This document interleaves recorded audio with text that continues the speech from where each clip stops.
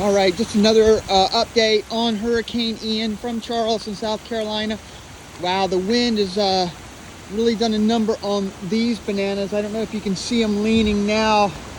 This whole stand is not looking too great.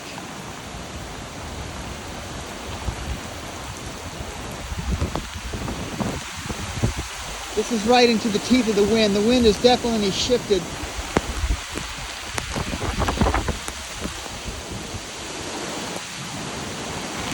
Pecan trees hanging in there. We've lost almost all the leaves up top there.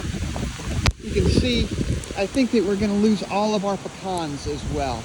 Anyway, that's the update from Charleston, South Carolina, Hurricane Ian, October 30th, 2022.